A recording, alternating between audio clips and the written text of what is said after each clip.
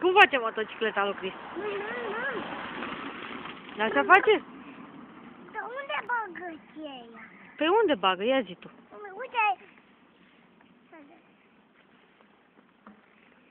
Ce are acolo? Uite, în gura asta o bagă. Acolo o bagă? Da.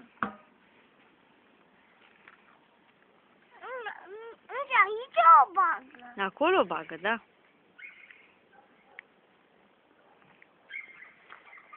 Nu pornește motocicleta? Nu pornește. E oprită, a oprit-o Cristi. Dar și oglindă. Unde are oglinda? Ia arată. Uite acolo, mami. Acolo este, da.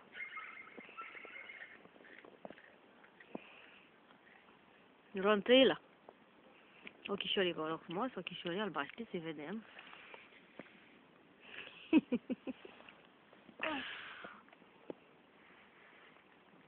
Ia să-mi el tătuțul ceva. Ce? Zi, tătuțule, sunt pe motocicletă, ia uite. Sunt pe motocicleta lucrez. Nu scoate descoinitele.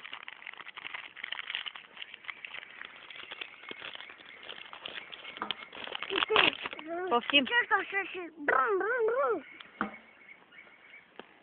Uite, eu am pornit motocicletă.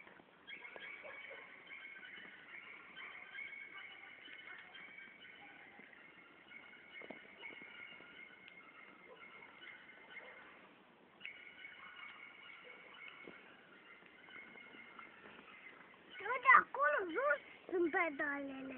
De acolo sunt pedalele. Da, mămică. Da.